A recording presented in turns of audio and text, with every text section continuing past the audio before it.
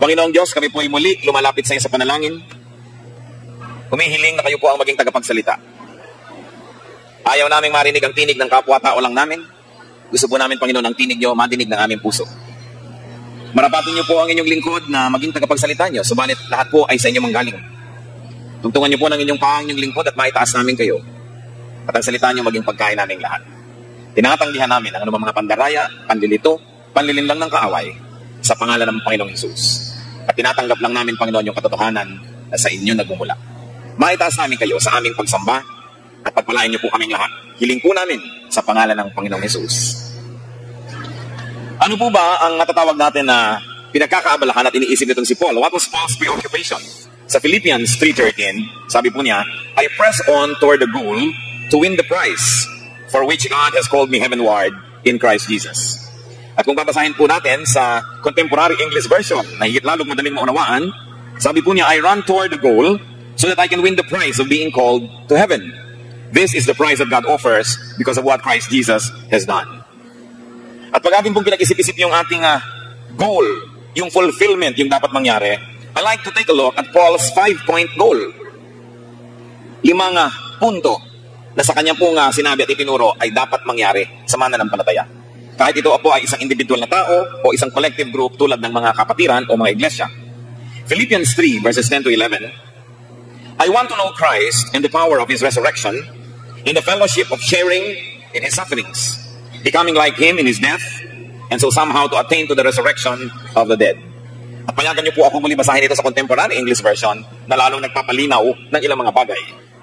All I want is to know Christ and the power that raised Him to life. I want to suffer and die as He did, so that somehow I also may be raised to life.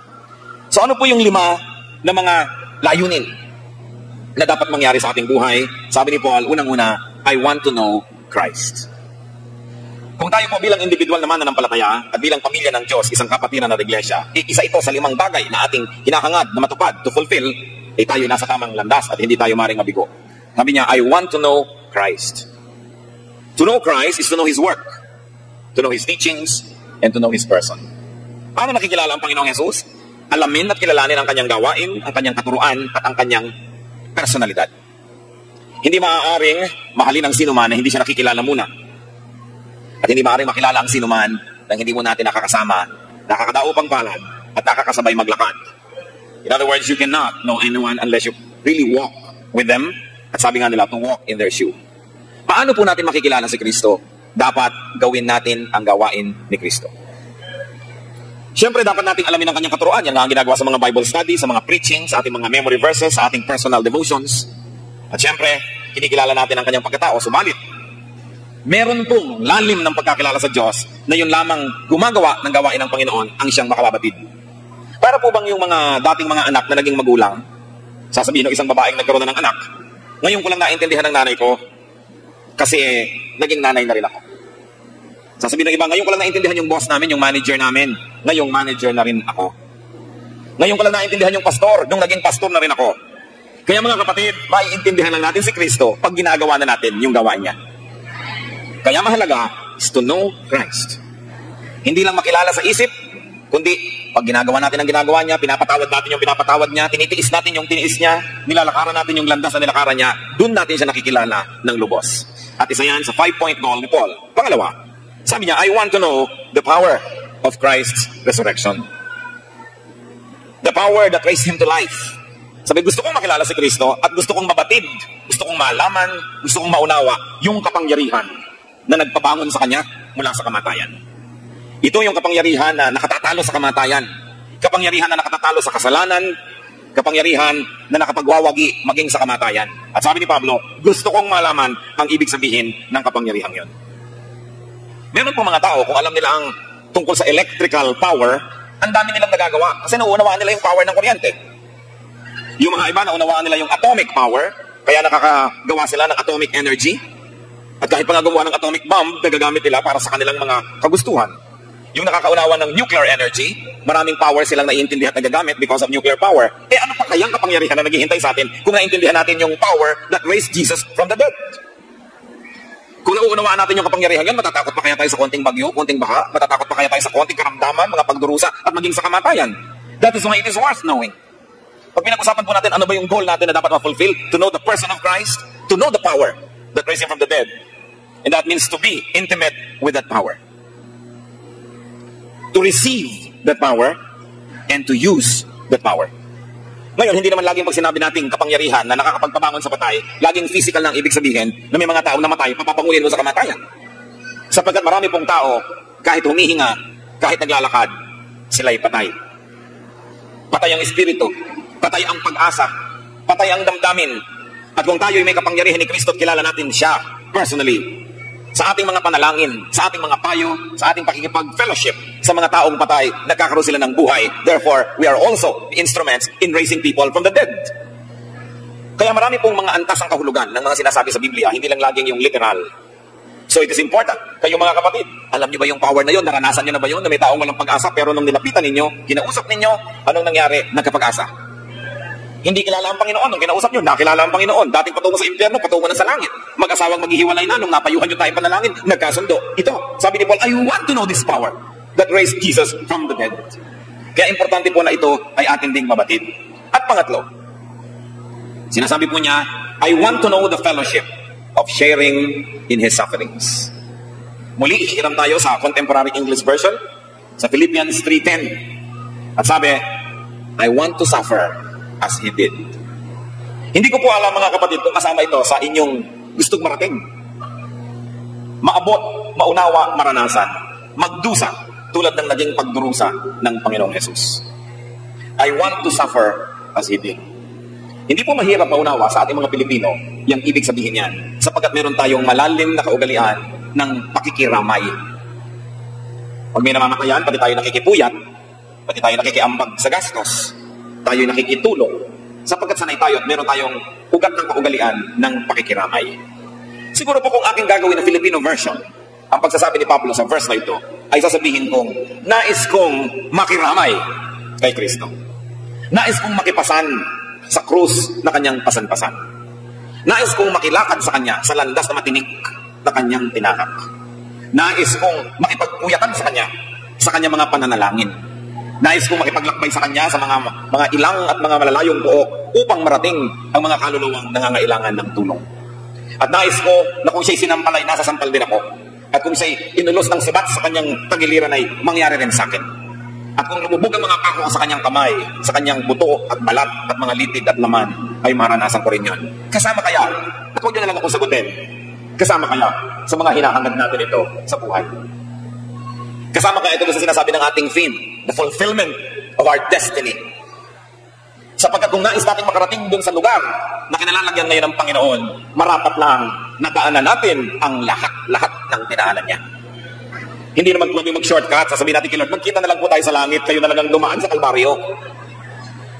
Kaya kasama ito, sabi ni Paul, I want to suffer as He did.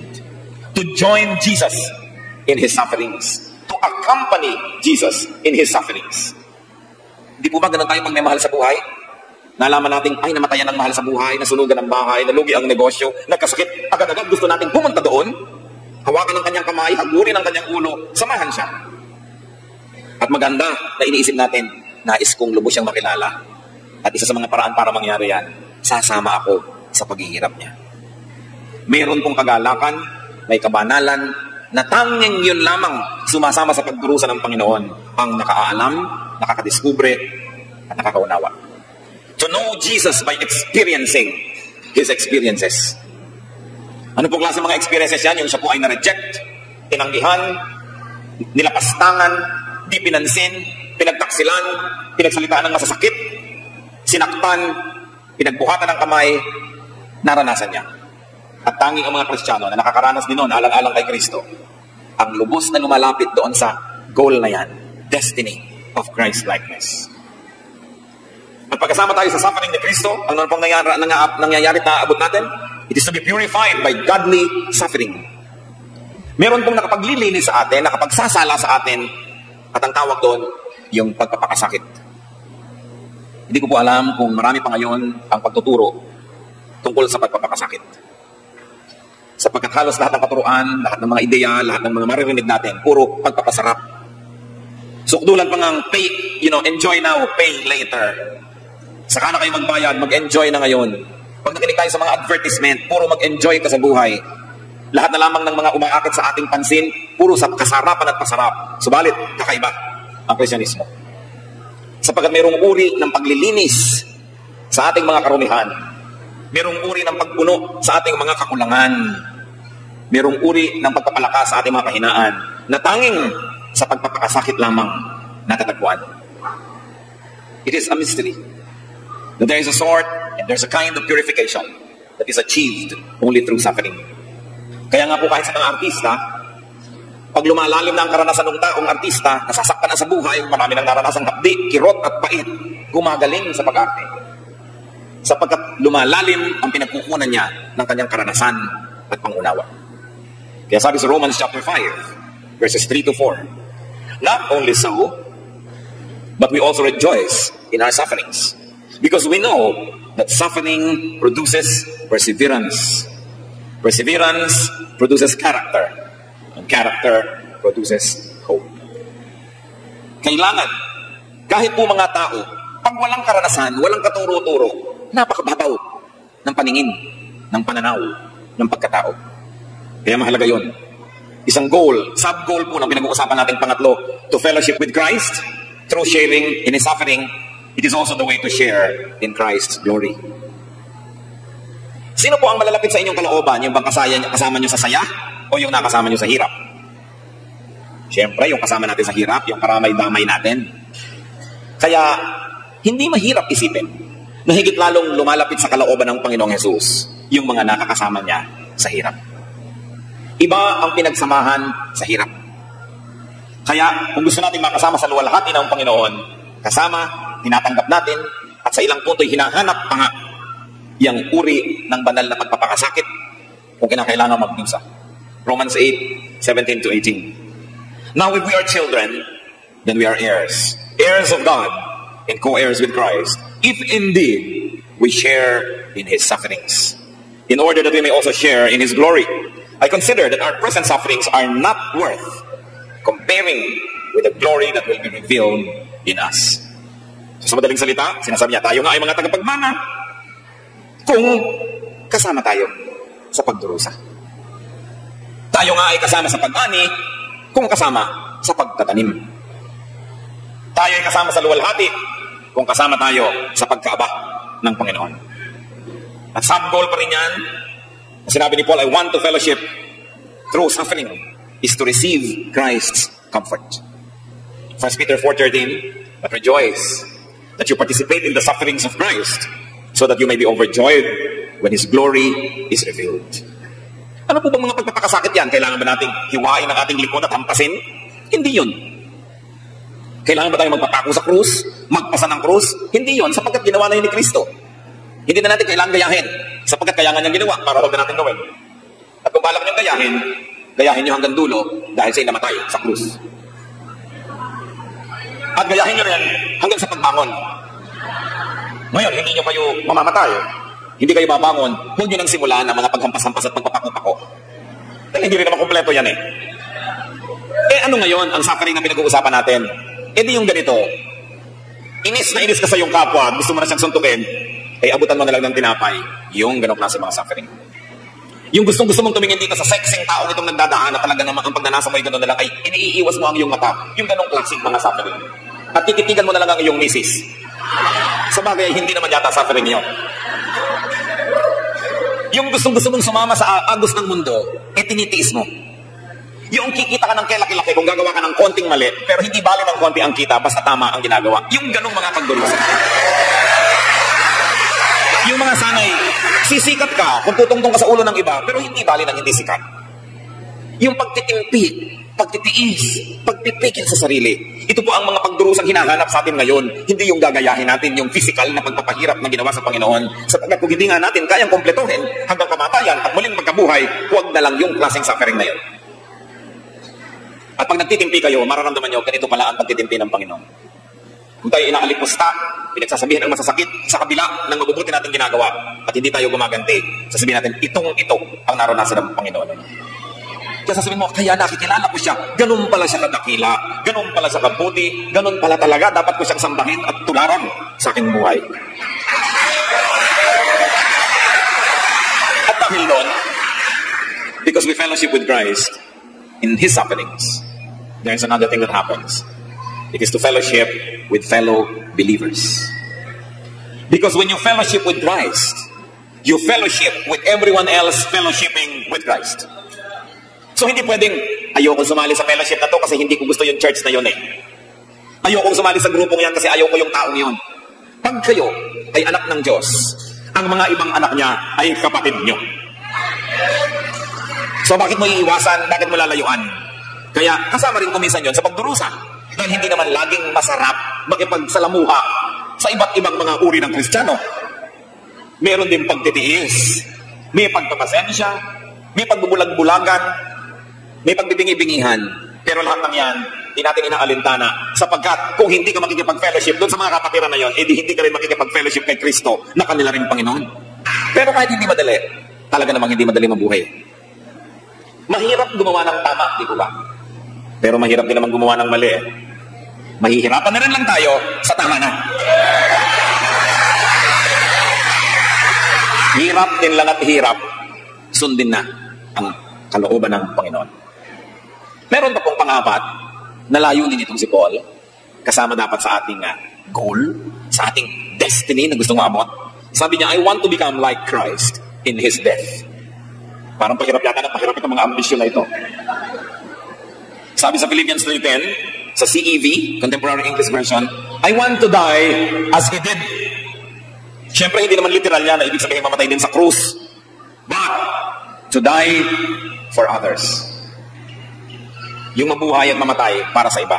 Mga kapatid, hindi nyo na kailangang ipain ang inyong katawan sa bala para iligtas yung iba, o akuin ang kamatayan ng may kamatayan, kunin ang kanilang mga sakit at kung ano-ano. Yung mabuhay lang tayo para sa ating kapwa, ay katumbas na rin ng mamatay para sa kanila.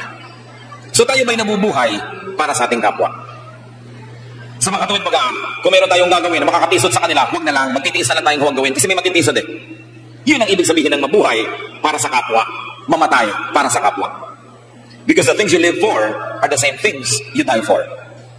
So when you live for others, it's as good as dying for others. So pag sinabi ni Paul, I want to die like Christ died, it is the essence of dying for others. At ano pa? As a link between God and people. Ang buhay, ang kamatayan ng Panginoong Jesus ay nagsilbing parang humawak sa Diyos at humawak sa tao. Through Christ, people and God are linked. At ano pa pong ibig sabihin to die like Christ? To die submissively to God's will. Mabuhay at mamatay, sumusunod sa Diyos. At panglima, sabi po niya, I want to attain the resurrection from the dead. Muli, hihiram tayo sa Contemporary English Version, Philippians 3:11, I want to be raised to life. Yun po yung goal. Gusto ko, pag bumagsak ang katawan ko, namatay ang katawan ko, pabangon ang aking espiritu at sasama kay Kristo. Isang pinaka-ultimate na goal, destiny ng isang Kristiyano. Paul wanted to pass from life to life. Ayaw niyang maranasan ang kamatayan. Yung katawan lang ang mamamatay, pero hindi ang espiritu. John 5:24, I tell you the truth.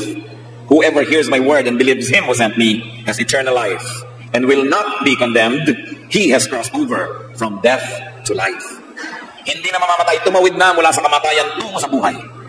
At naka-past tense na po yan, inaaning naganap na, bagamat ang ating katawan ay narito at buhay pa. Pero kung nangyari ito, automatically, we pass from death to life. And Paul wanted death to become great gain.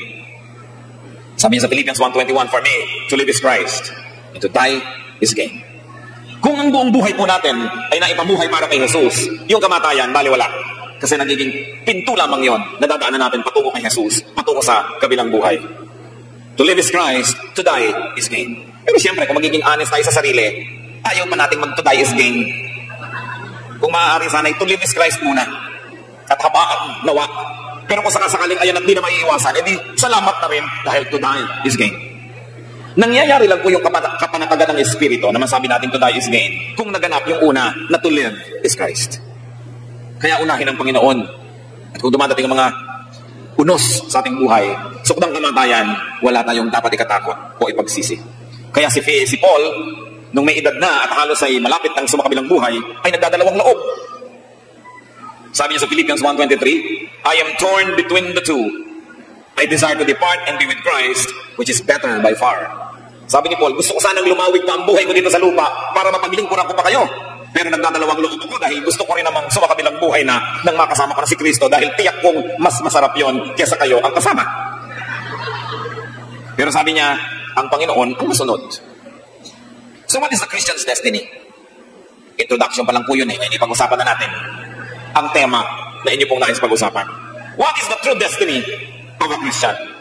The true destiny of the Christian and the goal of all of us, personally and corporately, is spiritual maturity. Yan ang ating goal. Yan ang ating destiny. Ephesians 4:1-13. It was He who gave some to be apostles, some to be prophets, some to be evangelists, and some to be pastors and teachers, to prepare God's people for works of service, so that the body of Christ may be built up until we all reach unity in the faith and in the knowledge of the Son of God, and become mature, attaining to the whole measure of the fullness of Christ. Lahat po ng ginagawa natin sa church dahil dito sa mga verses na ito. Kung may ginagawa tayong hindi nakatugma dito, baka nagsasayang tayo ng oras, ng pagod, ng salapi, ng panahon. And what are the three elements of maturity? Hindi po ba't si Kristo ang ating Panginoon? Tayo'y Kristiyano, ibig sabihin, dapat tayong maging kamukha ni Kristo. Yon ang goal natin, maging kawangis ni Kristo. Na kung tayo, nung bago nagkasala si Adan at si Eva, at tayo personally, nasa ganitong takas at antas ng kabanalan, bumaba dahil sa kasalanan, tayo'y na born again, na saved, nakilala ang Panginoon, tumigil ang ating pagbulusok. At ano naman ang dapat nating gawin? Umakyat para bumalik doon sa antas ng espiritualidad na nawala dahil sa kasalanan. Yun ang ating destiny, bumalik sa wangis ng Diyos.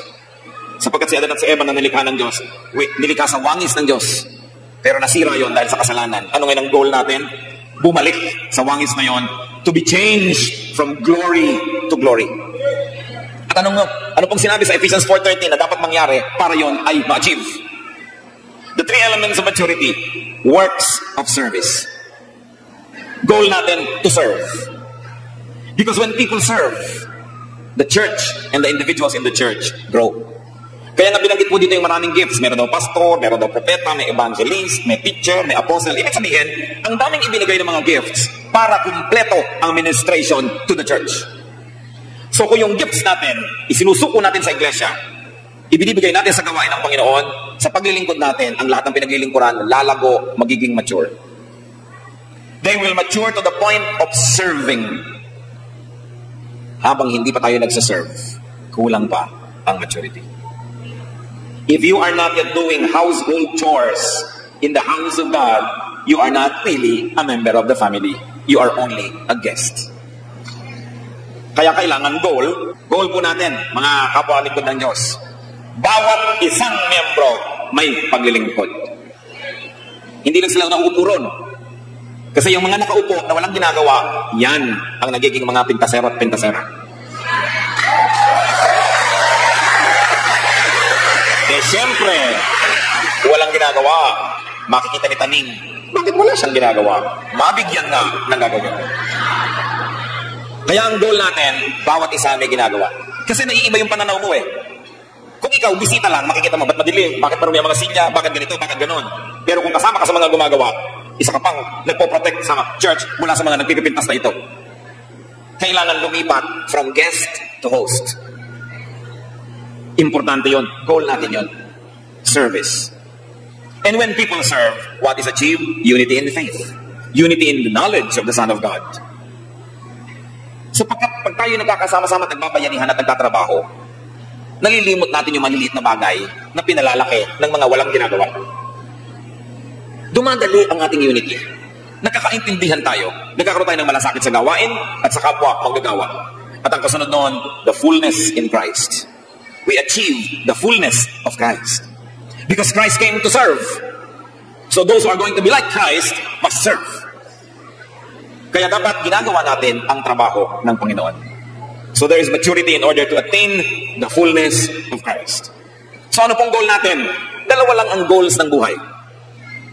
Pag hindi pa tayo ligtas, wala pa tayo kay Kristo, pabulusok tayo sa impyerno, goal number 1, tumigil ang pagbulusok at huwag tumuloy sa impyerno. That is achieved when you accept Jesus as Savior. Pangalawang goal ng buhay, hanggang mamatay na ang ating katawan at tayo tawagin na ni Kristo. Una, hindi po ba? Pigilin ang pagbagsak, maligtas. Pangalawa, bumalik doon sa wangis ng Diyos na nawala dahil sa kasalanan. Yun lang ang goal ng buhay. Ano ba kayo ngayon? Saved na ba kayo? Kung saved na tayo, kilala na natin ang Panginoon, isang natitira na lang nating goal. Maging kawangis ni Kristo. And it happens not by accepting Jesus as Savior, dahil yung by accepting Jesus as Savior, tumigil ang ating pagbulusok. But because you also accept Him as Lord, susundin mo siya, then taas ka ngayon ng taas, taas ng taas, babalik ka na ngayon. Kaya may mga papaba at may mga pataas, pero hindi yan spaghetti. Ang pagbaba ng ating espiritu, kailangang itaas. And our goal is habang nabubuhay, habang hindi pa tayo sumasa kabilang buhay, more and more, day by day, moment by moment, we are more and more like Christ. Ngayon, kung yung sungit ninyo 5 years ago, sungit pa rin nyo ngayon, eh isa kayong malaking kabiguan. Kung yung mga struggles yun nung araw sa mga tukso, 3 taon nang lumipas, 7 taon, yun pa rin, aba, walang nangyayari. Sapagkat alam niyo po mga kapatid, ito'y totoo. Maski yung mga kahinaan natin mga tukso sa buhay, pag araw-araw, kahit konti-konti, pinaglalabanan natin, tinatalikuran, tinatanggihan, dumadating ang punto na kayo may alokin, ayaw nyo na. Kasi nagbago na kayo. So meron daw 3 uri ng kabanalan. Kabanalan na huwag tayong manigarilyo, nakikita tayo ng mga kapatiran. At least merong pinangingimian. Mabuti-buti na kaysa sa wala. Huwag ka magmura, may nakakarinig na kakapatiran. Diba? Ayos-ayusin ang kilos at nandyan si pastor. Diba? Mga mag-asawang nagpapakaya, kaya si pastor. Ngitian sila sa isa't isa. At least, kabanalang pakitang tao. Nakakatulong na rin. Pangalawang kabanalan. Ayoko magsigarilyo, hindi dahil may mga tao, kundi masama yan eh. Pero gustong-gusto kong manigarilyo at nagdurusa ako at ako'y balisang-balisang. Gustong-gusto kong gawin pero ayaw ng Diyos, hindi ko pa rin gagawin. Pangalawang level yon. Nagpapakabanal pero hirap na hirap. Okay? So pangalawang level, tumaas-taas na. Pangatlo mga kapatid, at ginagarantay ako sa inyo, this is achievable. Hindi na ako maninigarilyo, kaya may taong nakatingin, kaya wala. At hindi dahil lang ayaw ng Diyos, pero gusto ko hirap na hirap tuloy ako. Kundi, nabago na talaga ako at ayoko na.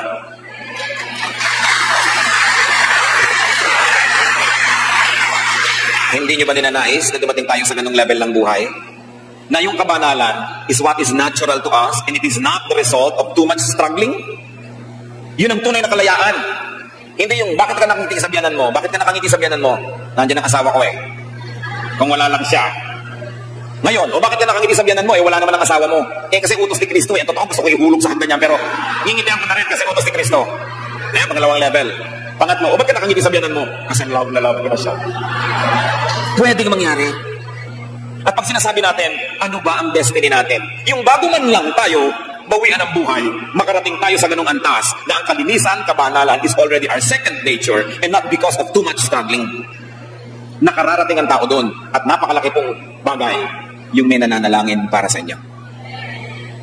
Kaya sasabihin mo, alam mo, itong struggle ko, ipanalangin niyo ako. Dumadating ang panahon, napapansin mo, bakit wala na akong struggle yata? Yun ang power of prayer.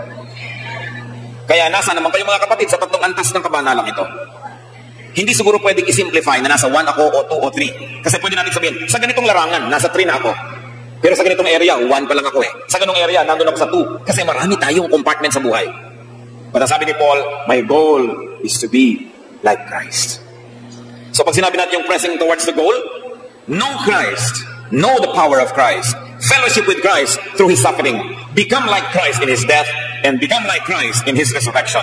This is our goal, and God promised that He will be with us in our struggle towards this goal. Yan po ang ating destiny. The destiny of God's people is to be like God. Kaya ang sabi sa Hebrews 12, verses 1 to 2, therefore, since we are surrounded by such a great cloud of witnesses, let us throw off everything that hinders and the sin that so easily entangles. And let us run with perseverance the race marked out for us. Let us fix our eyes on Jesus, the author and perfecter of our faith, who, for the joy that was set before him, endured the cross, scorning its shame, and sat down at the right hand of the throne of God. Malinaw dapat sa atin kung anong ating goal. Hindi natin goal na magka-building ang church, makabili ng ganitong gamit, ng ganung sasakyan. Yun ay mga kasangkapan lang para matupad yung tunay na goal. Ang tunay na goal, makilala si Kristo, maunawaan ang kanyang turo, magawa ang kanyang mga gawain, madamayan at masamahan sa kanyang mga pagdurusa, at kung mamatay man tayo, mamatay ng tulad niya. Pag clear ang goal, dumadali ang paglapit doon. Ano po ang hadlang sa inyong personal na buhay para ito mangyari? Ano ang hadlang sa ating church life para mag-mature ang higit lalong marami nating mga kapatiran? Panginoong Diyos, kayo po na siyang nag-atas na kami ay lumago at lumalim sa pananampalataya. Kayo rin ang nilalapitan namin ngayon sa pagkilala ng mga kakulangan pa, ng mga kalayuan pa namin dito sa hangaring ito, sa goal na ito, sa destiny namin. Nawa ang iyong kapangyarihan ay kumilos sa aming kalagitnaan. Kumilos kayo, Panginoon, sa aming buhay. Maunawaan namin ang higit pang iyong mga katuruan. At hindi na namin kailangan madagdagan ng alam, ang kailangan lang gawin ang dapat. Gawin ang alam na, sundin ang tama. At nang sa gayon, Panginoon, lumapit kami dito sa destiny of your people. To be like you. Patuloy na bigyan mo sila, Panginoon, ng lakas na nagmumula sa inyo lamang. Pagbuksan mo, Panginoon, ang bintana ng kalangitan at padaluyan mo ng maraming pagpapalang espiritual. Ilapit mo ang iyong loob lalo na, at Panginoon, at palapitin mo kami sa iyo. At ang mga hadlang na ibinibigay ng kaaway, aming winawasak sa pangalan ng Panginoong Jesus. Mga hadlang na personal, hadlang na mga pansariling mga kagustuhan, hadlang ng kasalanan at mga pagkakagulo-gulo at mga di pagkakasundo-sundo, we reject, we rebuke in the name of Jesus. And we pray, Father, that your perfect will may be done. Na kung dumating ang panahon, na humarap kami sa iyo sa pagtawag mo sa amin, makikita mo, Panginoon, na naganap ang dapat maganap. Kami ay lumapit sa wangis ng iyong anak na si Jesus. Mangusap kayo sa bawat isa. At kayo, Panginoon, ang pangalan na aming itinataas. At kayo naman ang nais naming mabigyan ng panuguran. Ang lahat ng ito, Panginoon, dinadalangin namin ng may pasalamat sa pangalan ng iyong anak na si Jesus.